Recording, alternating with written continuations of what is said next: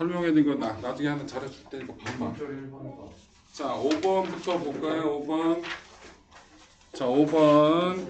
그림은 수평면에 놓인 물체 A와 뒷면의 물체 B를 실로 연결하여 A를 가만히 놓았더니 A와 B가 등가 속도 운동을 하여 속력이 V가 된 순간을 나타낸 것이다. 이때 B의 높이가 H만큼 줄어드는 동안 B의 중력에 의한 포텐셜 에너지 감소량이 B 운동 에너지 증가량의 4배다. A, B의 질량은 각각 라지 M하고 15래. 이거 여러분들 어떻게 풀어야 되는 거예요? 이 문제는. 에? 이 문제 어떻게 푸냐고. 이것들아. 대꾸 좀 해라 이것들아. 스몰 M짜리가 얼마만큼 수직 높이가 낮아졌다고? H만큼 낮아졌대잖아, 그치? 네. 그럴 때 얘 속도 V고 얘도 속도가 V가 됐다 그 얘기인 거잖아. 그럼 이건 뭐야? 전체 역학적 에너지가 보존된다라는 식을 써야 될 거 아니야, 그치? 그럼 결국은 뭐가 되는 거예요? 얘의 위치 에너지가 줄어들 거야. mgH가 2분의 1 라지 m v제곱 플러스 2분의 1 세분의 m v제곱이라고. 그런데 문제에서 줬지. B의 중력에 의한 포텐셜 에너지 감소량이 B 운동 에너지 증가량의 4배래요. B 운동 에너지 증가량이 뭐예요? 이거죠? 요놈이 이놈보다 몇 배 크다고? 4배 크다는 거잖아. 맞아. 그래놓고 H를 구하라고 하잖아. 근데 요게 요거보다 4배 크다고 줬으니까 mgH가 2분의 1 mv 제곱 요거보다 몇 배? 4배 크다 그 얘기인 거잖아. 맞아.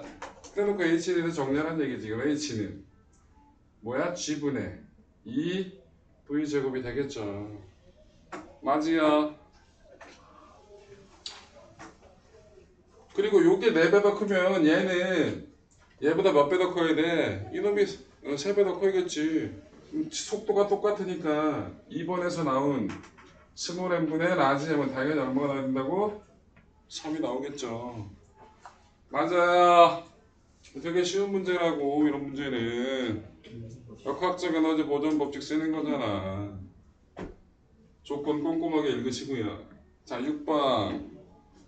6번은 뭐라고 나왔어요? 지금 A하고 B가 있는데 전류 방향을 안 줬어요. 짜증이 나게.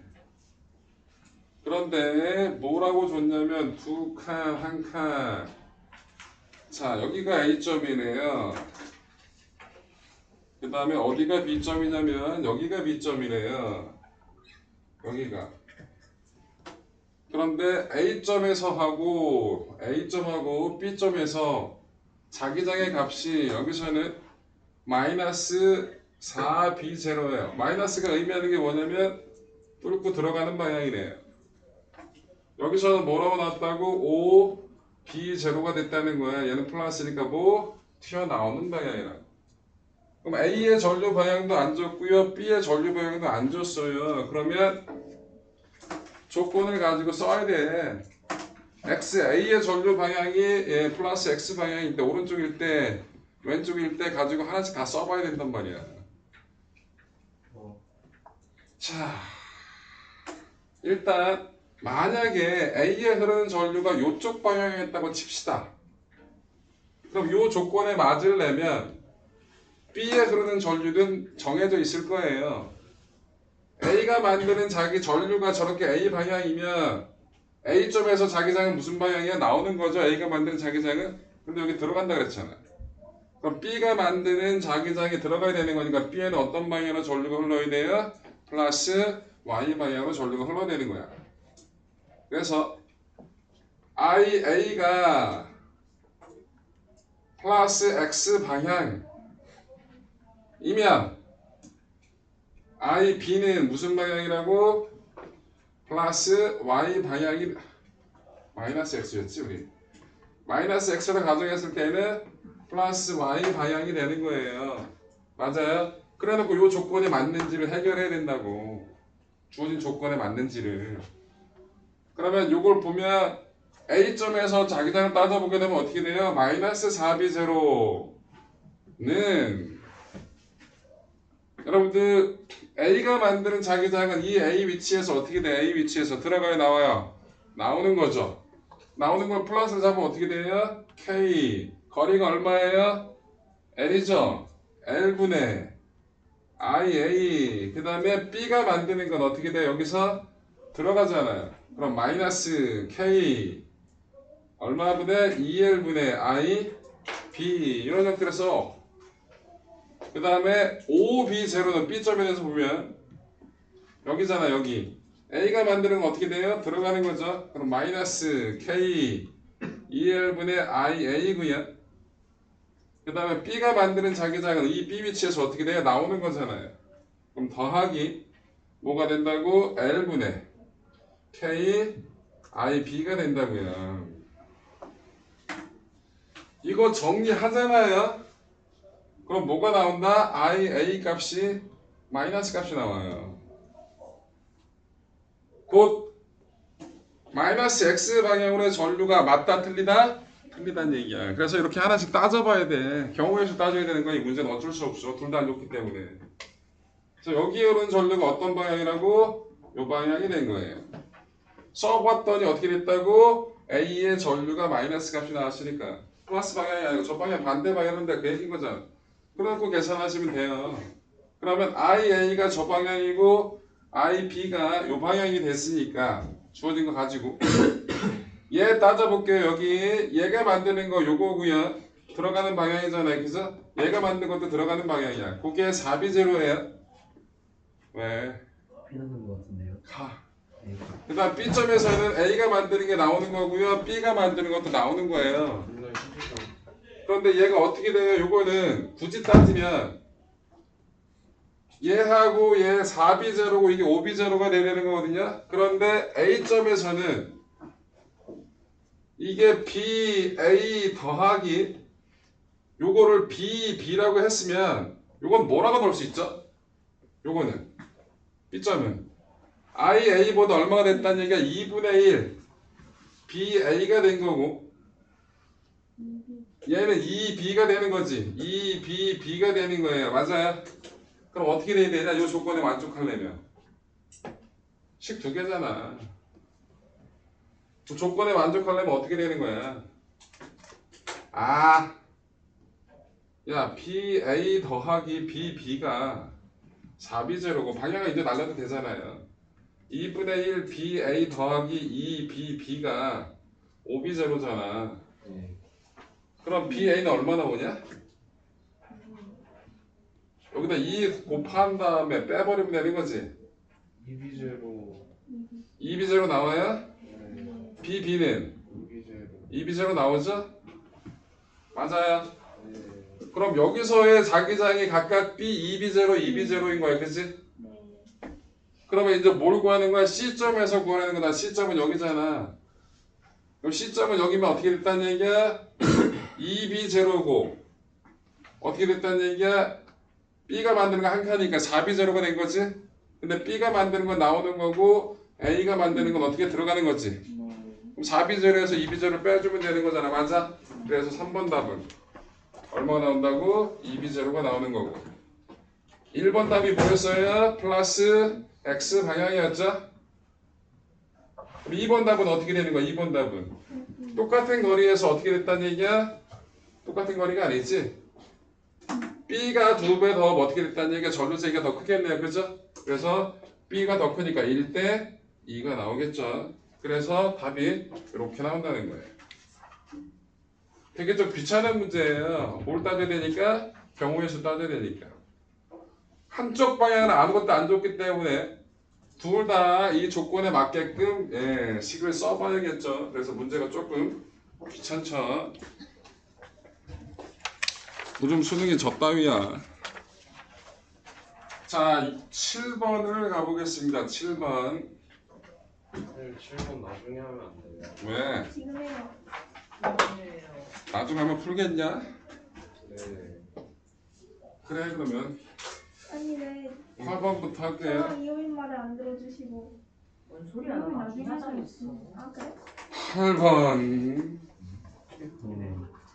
이것들은 서로 못 잡아먹어서 난리야. 주먹질 해야 한 대씩 쳐.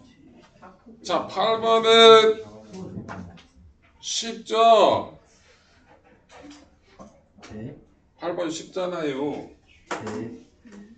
자, 여기 R1이 있고요. 여기 스위치가 있네요. S1이. 여기 65ohm이 있었고요. 여기에 R2가 있고요.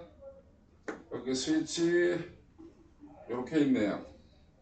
여기 몇 볼트라고? 18볼트가 걸렸고요. P점에 흐르는 전류니까 그 전체 전류가 어떻게 됐는지를 그래프를 줬어요. 자, 시간에 따라서 전류값이 여기가 0.3A고요. 10초. 그 다음에 얼마 났다고? 0.6A가 났다고요. 자, 여기 보자. 0초 때 얘를 닫은 거고요. 몇 초 때? 10초 때 누굴 닫았다고? S2를 닫았대요. 그럼 여러분 S2를 닫으면 뭐가 보여요? 저항이 없는 놈하고 R2가 병렬이죠. 그럼 R2가 저항 구실을 못하게 되는 거죠. 그럼 여기 어떻게 됐다는 얘기야? 요 전체 저항이 얼마인지를 구할 수 있겠네요. 그럼 여기서 지금 어떻게 되네? 0.6A 걸로써 전체 얼마인데? 18V인데 그럼 여기서의 전체 저항은? S2까지 닫았을 때 전체 저항은 얼마가 되는 거예요? I분의 V니까 0.6분의 18이 되는 거네. 그럼 얼마예요? 35ohm이에요? 그럼 요 둘의 합한 놈의 저항이 35ohm이 되잖아. 그럼 R는 얼마짜리예요? 65ohm짜리가 되겠죠? 자, 그런데 여기 또 0.3A가 흘렀대요. 그럼 저항이 얼마가 된 거예요? 예, 여기서는 어떻게 됐다고? 여기서는 저항이 R분의 V니까 0.3분의 18 하게 되면 얼마예요? 60이에요? 근데 요 두 개 합한 놈이 얼마예요? 30이잖아요. 그럼 60이 되려면 얘도 얼마가 된다는 얘기야? 35ohm이 되겠죠? 그래서 R1하고 R2를 합한 값은 얼마? 90이 되겠네. 맞지요? 9번. 우리가 보는 세계는 여러 가지 색으로 이루어져 있다. 주변에서 보는 여러 색들을 어떤 원리로 우리에게 보이는지 생각해 봅시다. 1번 물은 무색인데 물 거품과 눈이 백색으로 보이는 이유를 설명하시오 그랬어요. 이거 핵심 키워드가 뭘까? 공기. 산란. 빛을 산란? 빗물이. 불빛 산란? 반사 이건 난반사가 핵심이에요. 뭐가 핵심이라고? 난반사. 눈이라든지 여러분들 물거품 같은 게 생기면 표면이 매끄럽지가 않잖아, 그지? 그럼 얘네들이 반사시키는데 사방으로 모든 사방으로 어떻게 된다는 얘기가 튕겨낸다고. 그럼 각각 하나하나에 대해서 다 어떻게 됐다는 얘기가 사방으로 빛이 튕겨지니까 그 색깔의 빛들이 전부 다 합쳐지게 되는 거죠. 맞아요. 그래서 백색으로 보이게 되는 겁니다. 그래서 여기서 1번에서 핵심 키워드는 뭐라고? 난반사야, 난반사. 2번은 일반적으로 구름은 흰색이다. 구름이 흰색인 이유도 마찬가지. 구름은 여러분들 뭐야? 물방울하고 뭐가 빈정이 같이 섞여 있는 거잖아요. 그죠? 그럼 얘도 사방으로 어떻게 됐다는 얘기야? 빛을 반사시키기 때문에 얘네들이 어떻게 된다고? 합쳐져서 뭐 흰색으로 보이게 되는 거예요. 그런데 뭉게의 구름은 왜 검은색일까라고 얘기 나왔어요. 너무 두꺼워서 빛이 통과가 그렇죠. 여러분들 구름이 되게 두꺼운 거죠. 그럼 이 앞쪽에 있는 부분까지 전달되는 빛이 있다 없다? 없다. 그 두꺼운 구름에서 사방으로 튕겨내니까 우리의 눈에 보이는 맨 앞쪽에 있는 구름까지 빛이 전달이 된다 안 된다? 안 된다. 전달이 안 되기 때문에 우리 눈에 들어오는 그 앞쪽 구름에서 반사시켜주는 빛이 우리 눈에 들어오는 게 거의 없어지잖아요. 그치? 그러니까 검게 보인다 그런 거지. 맞아요. 여러분들 구름이 되게 많이 껴있으면 어떻게 돼요? 먹구름이 꼈다고 얘기를 하는 거잖아. 그치? 그럼 그만큼 앞쪽에 있는 구름까지 도달하는 빛의 양이 많아진다 적어진다? 적어지니까 검게 보이게 되는 겁니다. 3번 무지개는 여러 가지 색을 가지고 있다. 이러한 무지개는 어떻게 만들어지는 것인지 설명하시오 그랬잖아요. 그죠? 여러분 무지개는 기본적인 핵심 키워드가 뭐예요? 굴절이에요. 자, 굴절은 맞죠? 자, 여러분들 이렇게 들어갔을 때 이게 프리즈 공기고 여기가 유리면 무슨 색이 많이 꺾여요? 빨간색, 보라색. 보라색. 보라색이 많이 꺾이는 거죠. 빨갛고 보라가 된단 말이에요. 이런 현상을 뭐라고 그러죠? 산란. 왜 산란이야 이 새끼야. 말만 하면 산란이야 이. 이게 왜 이렇게 나눠지게 되는 거죠? 성력 차이 아니야. 그렇지. 파장에 따라서 진동수에 따라서 뭐가 달라지기 때문에 성력. 굴절 이 내부에서 속력이 달라지기 때문에 굴절률 차이 때문에 색깔의 빛으로 나눠지는 현상을 뭐라 불러요? 빛의 산란. 분산 아니 분산이요. 분산이라고 부르는 거죠. 맞아요? 네. 산란은 뭐라고 얘기되냐? 산란을 나타낸 가장 대표적인 현상이 뭐야? 그 빨갛게 보이는. 아, 그 태양 월식 일식 일어날 때. 일식 일어날 때 월식 일어날 때 빨갛게 보이는. 참 어렵게 한다. 달이 빨갛게 보이는 거. 다리 빨개 보이는 것도 맞아요. 산란의 증거라고 얘기할 수는 있죠. 여러분들 빛의 산란을 얘기할 때 가장 대표적인 게 하늘이 파랗게 보이는 이유. 아, 하늘이 파랗게 보이는 이유 뭐라고 얘기해야 돼? 산란. 아이 씨발 아니. 왜 파라냐고 새끼야. 빨간색으로 파장이 분사를 빨간색. 하긴 하는데 뭐라고요? 파장의 길이 따라서 파란 자 그다음 하늘이 파라 이유. 파랗게 보이는 이유를 얘기를 해줘야죠. 그럼 파란색을 가지고 얘기를 해야 될 거 아니야. 파란색을 잘 반사해서 아니에요. 파란 아니라고요. 파장이 길어서 지상까지 도달을 잘해. 화장이 짧지. 자 일단 여러분들 산란이라는 게 뭐냐면 흡수해서 다시 방출하는 거예요. 다시 햇빛이 왔어. 내가 빛을 흡수했다고. 근데 계속 나는 빛만 흡수하면 나는 온도가 계속 올라가겠지. 그런 일은 벌어져 안 벌어져? 안 벌어지지. 이 흡수하는 거야. 똑같은 빛을 어떻게 사방으로 뿜어내는 거라고. 공기에 제일 많은 양을 차지하는 게 뭐예요? 질소. 그 다음에 산소죠. 네. 질소와 산소가 가지고 있는 전자 궤도의 에너지 준위 차이가 파란색하고 보라색에 해당하는 에너지예요. 그래서 공기 중에 제일 많은 질소하고 산소 기체는 무슨 색깔을 잘 흡수한다? 파란색하고 보라색 빛을 잘 흡수를 해요. 근데 온도가 계속 올라가는 게 아니라 흡수한 게 다시 또 어떻게 해? 온도가 낮아지면서 다시 또 떨어질 거 아니야 전자가.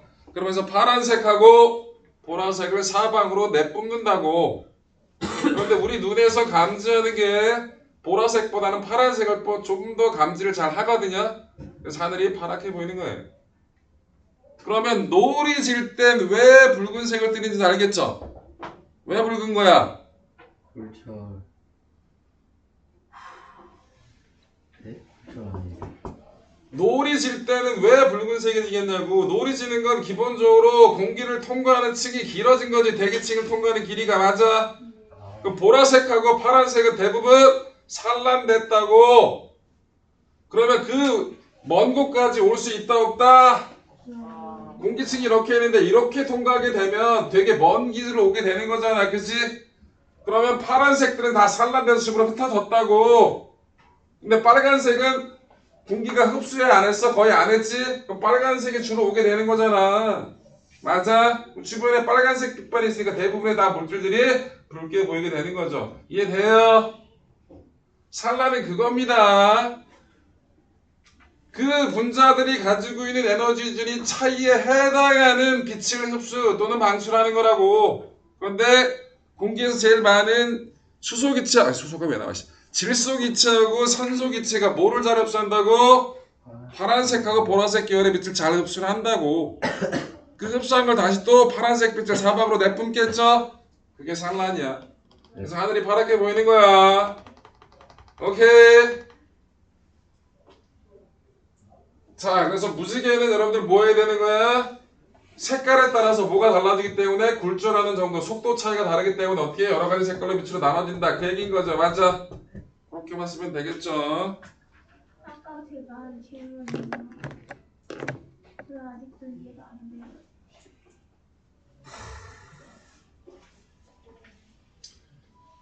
무지개가 기본적으로 생기기 위해서는 이렇게 물방울이 있어야 되거든요. 공기 중에. 자, 여기서 한번 뭐가 돼요? 굴절이 한번 됩니다. 여기서 굴절이 한번 되고요. 여기서 반사가 한번 돼요. 전반사가. 그리고 여기서 나와서 여기서 다시 또 뭐가 됩니까? 굴절이 되거든요. 그럼 빨간색이 위로 가요? 보라색이 위로 가요? 빨간색이 올라가요. 위로 가는 게 많이 꺾인 거예요? 조금 꺾인 거예요? 조금 꺾인 거. 네? 많이 바뀌었잖아요. 그럼 이게 빨강이 아니죠. 이렇게 가는 게 파랑이겠고요. 이렇게 가는 게 빨강이 될 거예요. 그런데 우리가 보는 무지개는 빨주노초파는 뭐 빨간색이 위쪽에 있잖아요. 맞아요? 네. 이 물방울 하나에 의해서 보는 게 아니고 물방울이 여러 개가 있어요. 그럼 똑같은 과정에 들어가서 여기서 나오고 튕겨 나오는 게 있을 거 아니에요. 그죠?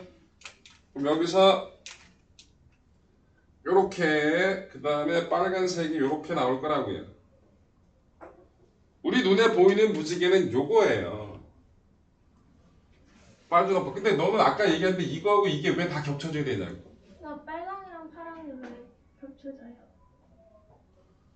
공기 중에 물방울이 되게 많잖아요. 네. 그리고 무지개를 보게 되면 원의 형태 이름에서 여기서 빨주노초파나 빨주노파 나오는 거잖아. 요 두 개가 사바로 쫙 흩뿌린 건데 우리 눈에 요게 들어오는 거라니까. 우리 눈에 이게 들어온다고. 그러면 빨강에서 파랑 갈 때 중간이 또 없어요? 중간이 뭐야? 그러니까 원래 물방울 하나랑 빨주노초 파랑 그러고 여기 빨주노초 파라나요. 그렇죠. 그러면은 중간 두 개가 합쳤을 때는 빨보파가 돼야 돼요. 근데 이거는 단순하게 이렇게 하나만 얘기하는 게 아니라 입체적으로 따져야 되는 거잖아요. 사방울.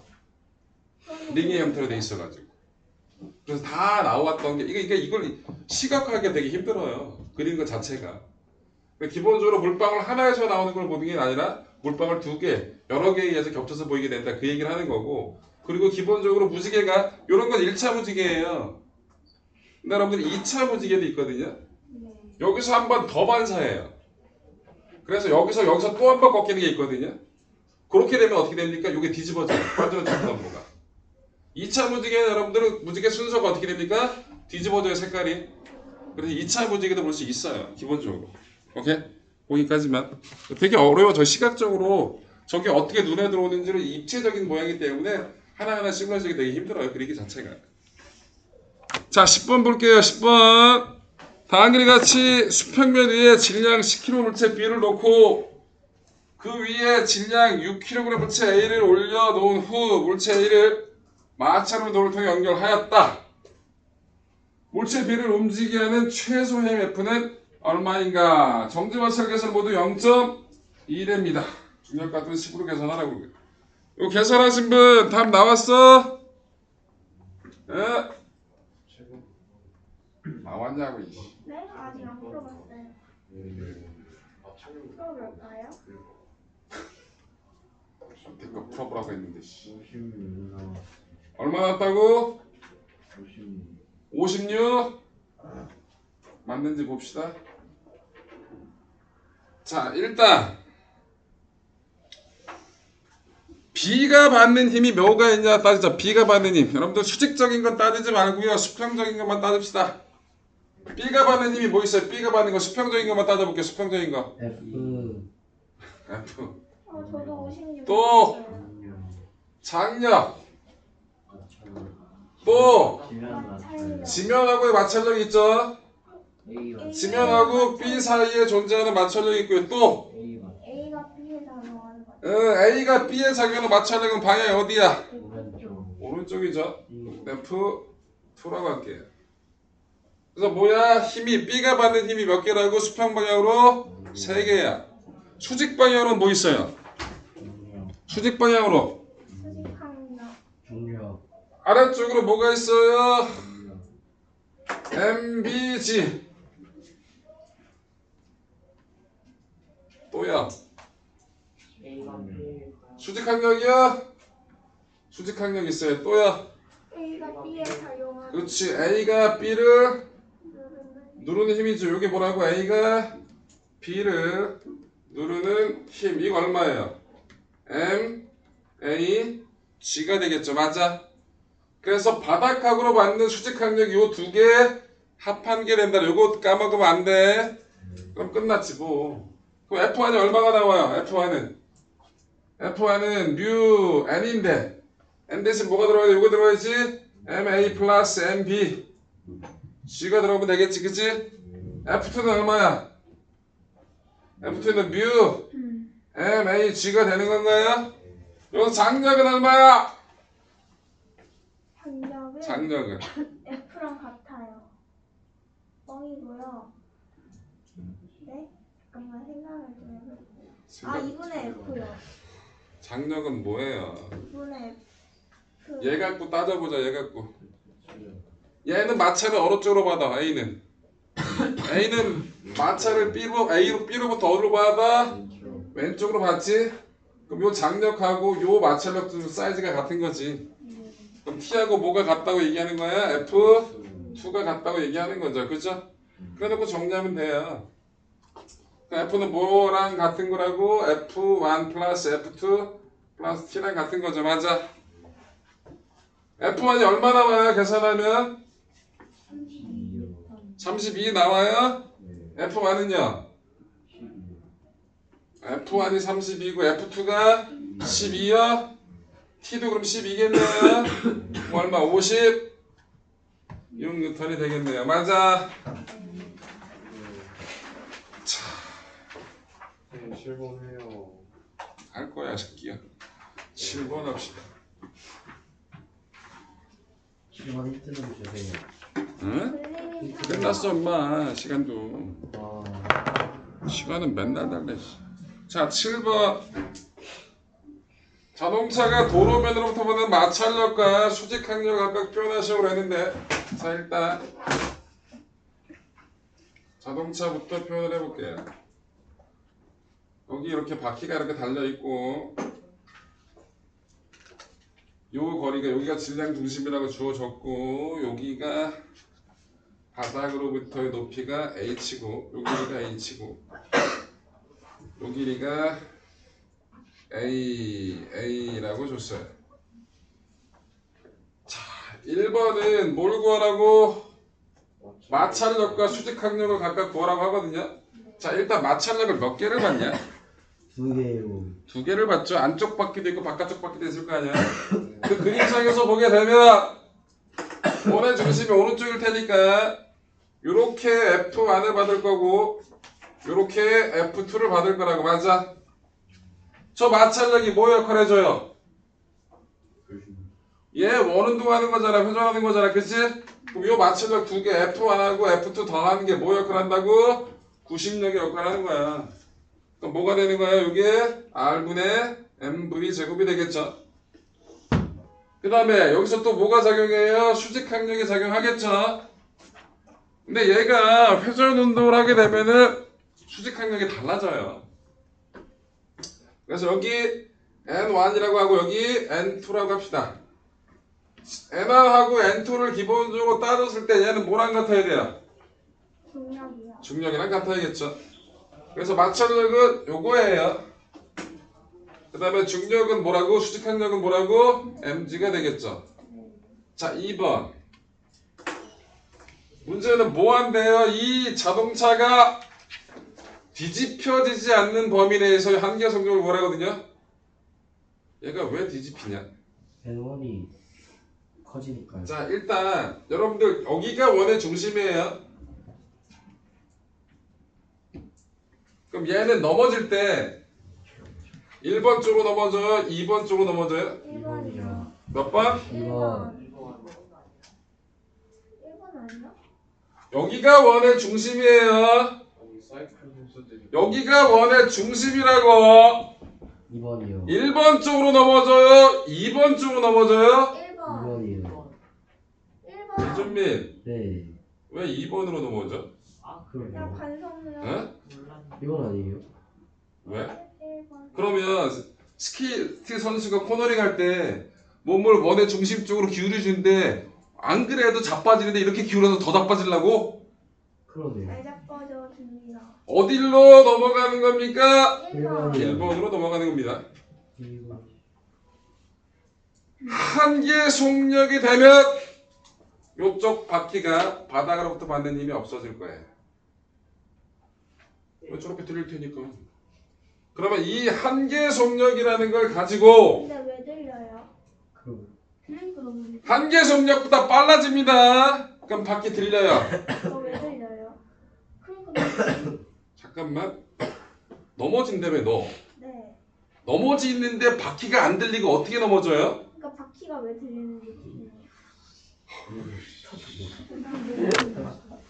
경험상. 이거는 얘기했지만 N1하고 N2의 차이가 생겨요. 돌림힘 차이가 생겨요. 그래서 돌림힘 평형 가지고 식을 쓸 거예요. 그리고 일단 기본적으로 1번 쪽으로 넘어간다고 얘기해놓고 네가 네네. 바퀴가 왜 들려요라고 얘기하면 어떡하냐? 1로 왜 넘어지는지도 이해가 잘 되지 않았어요. 경험상 1이지만. 돌림힘이 깨져서 그래 평형이. N1하고 N2의 차이가 생긴다고요. F1하고 F2의 차이가 생기고요. 그래서 돌림힘 평형이 깨져버린다고요. 그래서 넘어간다고. 실제로 여러분들 되게 높게 물건을 실은 차들 있잖아요. 얘가 코너 돌 때 되게 빨리 돌잖아요. 그러면 원의 중심 바깥쪽으로 다 쓰러져 버린다고요. 물건들이 기본적으로. 맞아? 얘네들이 원의 속도, 이 회전 속도를 가져야 되는데 그 회전 속도를 갖지 못하는 거야. 마찰력이 작아서. 또 짐들이 다 쓰러져 버리는 거라고. 마찰력이 작으니까. 그래서 바깥쪽으로 떨어져 나가는 것처럼 보이게 되겠지. 맞아. 자, 한계 속력이 됐을 때, 아이고 힘들어. 뭐가 0이 된다? N2가 0이 된다고. 동의야? 한계 속력보다 더 빨라지게 되면 이제 얘가 들릴 거잖아. 넘어갈 거니까. 한계 속력일 때 바닥이 얘를 밀어주는 힘이 0이다라고 얘기할 수 있을 거 아니야. 그 속력부터. 맞아. 돌림 평형 써볼게. 뭘 쓸 거라고? 돌림 평형을 쓸 거예요.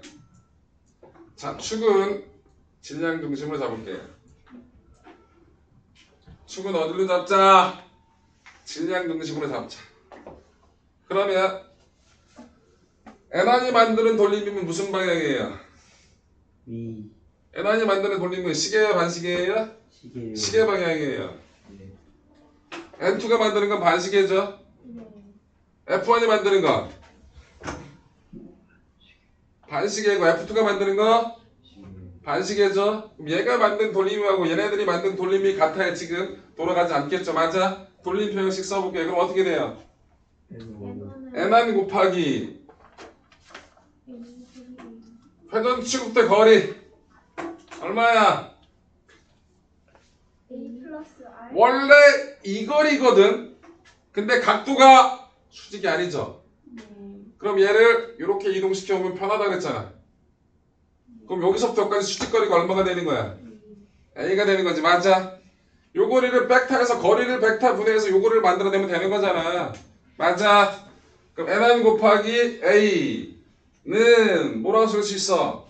N2 곱하기 A 플러스 뭐 F1이 만드는 돌림힘은 얼마야? 에? F1이 만드는 돌림은 얼마냐고. F1A.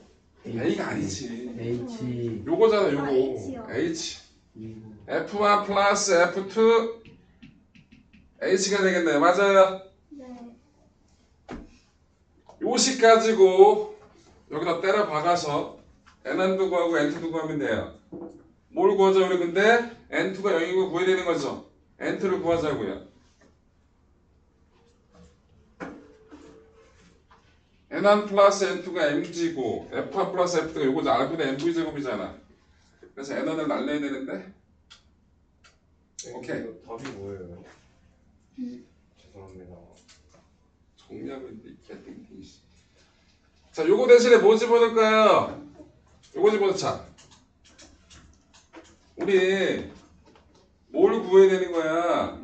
N2를 구해야 될 거 아니야. N2가 0이라는 거 집어낼 테니까. 그럼 N1 대신에 이거 집어넣으면 어떻게 돼요? 어?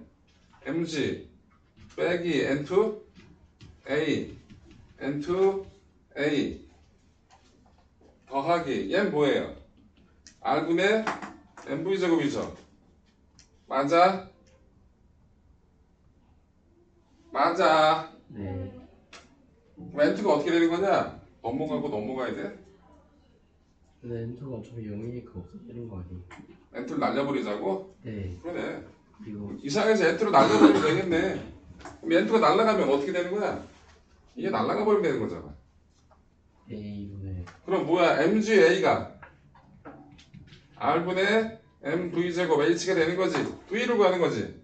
네. V는 M은 주어질 거고 어떻게 돼요? 루트 10R 뭐 이 새끼야? 네? H분의 10R이요. 이거지 AR이었네요. G, A, R이 되겠죠? 아니 나머지는 다 문자인데 이 G만 10으로 써. 이 씨발. 아니 G를 줬어요. 아니 나머지는 다 문자인데 걔만 숫자를 써. 이 새끼야. 다 문자에서 나오겠지. 그래서 한계 속도라 저렇게 나온다고. 아니 오케이? 네. 그래서 여러분들 뭐가 H가 높으면 질량 중심이 차체 질량 중심이 높으면 어떻게 된다고? 한계 속도가 느리다는 얘기잖아. 그 질량 중심이 높은 차는 넘어간다는 얘기라고. 이해돼요?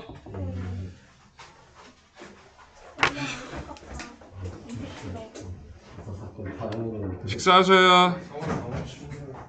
아니